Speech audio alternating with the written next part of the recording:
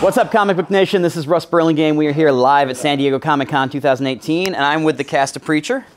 And guys, the show has gotten even nuttier this season. What is it like, especially for you three, playing characters that are very much at odds a lot of the time? This triad of characters. Yes. Got it right.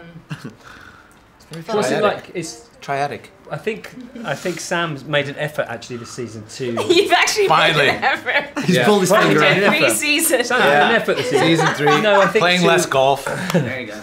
To maybe separate the storylines, because it's very difficult to. I think we were finding the chaos and the sort of. I think it was going to implode sooner or later, their relationship, and I think you're seeing now at the beginning of this third season, the foundations of their relationship sort of falling to pieces.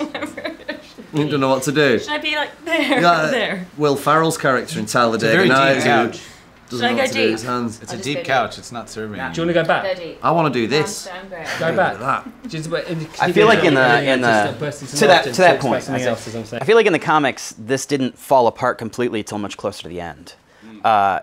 Is that been a really fun dynamic to play with, and kind of, it's still fairly early days for the show, but that's the defining almost relationship, especially with Jesse and now Cassidy. Thank you. I wanted to call you Joe, and I'm like, I can't say Jesse and Joe. But has it been fun to play with that kind of in earlier days rather than waiting for it to blow up at a later time? Yeah, I mean, it's sort of been a little bit present even from season 1, and sort of teasing out that dynamic between them. I mean, that's the heart of the show, is these sort of broken people that sort of can only really navigate through the world if they're in some way together, but it's also it's obviously very volatile. And I mean, that's in a lot of ways the most fun part of the show, is just this crazy friendship. Yeah, and this year definitely that triangle is under a lot of stress, and things are probably never going to be the same between them in a lot of ways. So yeah, I mean, definitely fun for us to write. Now, Joe, last time we saw Cassidy, you're very alienated, much more so than these two are from the group. Has it been fun for you to be able to kind of explore that and really tap into some anger? Oh man, it's been fantastic. I mean, I'm an angry guy, and a lot of people don't see that side. I can be very angry, quite a cross individual, dangerously angry at times. You know, got a bad temper on me. So it's been nice to access that every now and then. I could do that. I could do that right now. Towards. Could do that right now. Towards this table. I don't understand it. Yeah, it's awesome, man. It's been this season for me, season 3. I mean, I've enjoyed them all. This one in particular, it's been amazing, man. I've been on my own little journey, and it's just it feels. I mean, I know it was part of the comic anyway, but to be trusted with that amount of material it's been great for my ego. It's huge now. Started hitting old people. come, you know.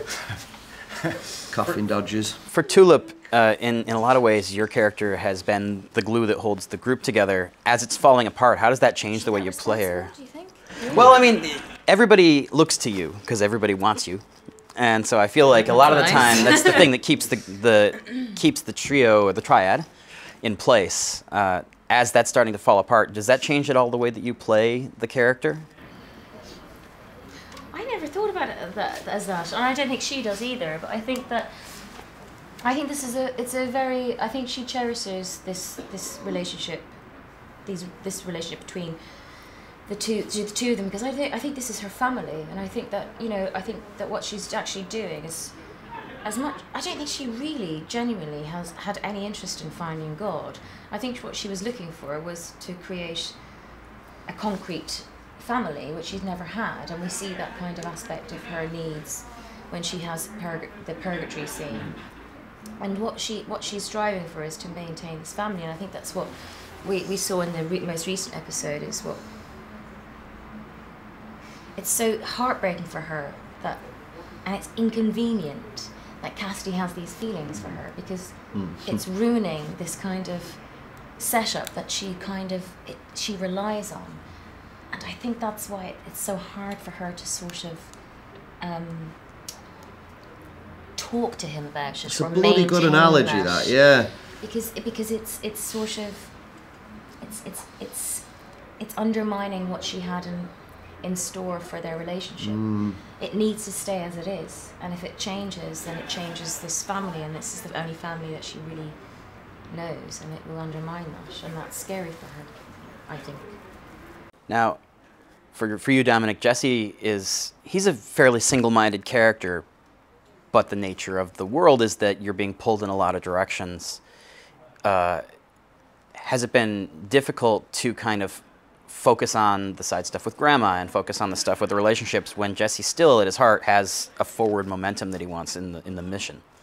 Yeah, it's sort of, the mission is on hold for him at the moment. It's become one step at a time. I think he relishes undoing and fixing these situations, but the first and foremost at the beginning of the season was to save Tulip's life, because he's feeling extremely guilty about, and Cassidy made it very clear to him how much he dislikes him and the choices that he's made. So he has to repair that, number one. Number two, he's found himself in the place that he fears most, which will probably open up and reveal to himself the very dark side of his that he has. So he's confronted with conflicting feelings and different problems to resolve, and that's his dilemma. His actual, and I think he becomes quite envious of the fact that Tulip keeps having these moments with God that he doesn't have for some reason or another. So the search is put on hold, and this is very frustrating to have to deal with the situation. It's very frustrating that Cassidy doesn't understand that he's trying to get him out of a very volatile, dangerous situation. And yeah, he's stuck and he's trying to unlock it. And the last moment I saw was getting caught by you when I'm trying to get, allowing them to escape, allowing the Grail to escape. And so he's sort of embedded in lies. He's begun a lie that he now has to work his way out of. And along with all of this, we now have the Saint of Killers seemingly coming right for you guys. Is there a chance that that's going to drive you guys further apart rather than together because of this kind of huge looming threat? Eventually, but I think there's so much going on at the moment. They're sort of doing a pretty good job of driving themselves apart on their own. It's fair. But he'll definitely play more and more a role in their stories as the season progresses, for sure. Now for you guys, I mean, every time you guys are here, you guys are always laughing and having fun. The marketing for this show, this season especially, has just been wild. Has it been really exciting to go out there and deal with fans who are coming to you in the dog costumes and all that kind of stuff? We haven't seen any dog costumes yet. I'd say walking through that little bit was intense, wasn't it? Just on the way to the boat. Yeah, it's going to be. It's always nice. You don't really get a chance to. The way in which people watch this now and the way it's streamed, it's very hard to know who's watching it and whether people are watching it. It's very hard to really understand. And it's actually events like this when you realise how people involved they are and how much they know about the show and how much they care about it. And it's very rewarding to be somewhere like this and see who the actual fans are. Yeah. Mad people dressed in dog outfits, as you say. It's the best feeling at home. The few that see it at home, because it's kind of hard to get home. It's expensive back home in England. So we get getting feedback from people on the street at home is fucking insane, dude. Do you sometimes see those photos of people dress up? No, I'm not on the show you on it, am I? And they do it so well. So when you see people that have got it, they've just done a photo shoot for themselves. It's not even they've gone to a fancy dress, but they make such effort in your costume and your glass, and it's like, I'd love to see that. Yeah, it means a lot. I'm not on the internet, you see. I don't know what I'm doing on there. Do you still have a fax machine? I don't have a fax, man. I know how to use porn. I try and call him a fax machine. How do you use it? If you don't have the internet, where do you get your porn? I have to buffer it down at my mum's house, and then I run up. It's a prolonged. I use an old school. I use my mind as well. I'll get into it. See if I get into it. Imagination, right? All right, guys. Well, thanks so much. I really appreciate you swinging by. Thanks, guys. For more on Preacher and everything else going on here at San Diego Comic Con, stay tuned to comicbook.com. We'll see you soon.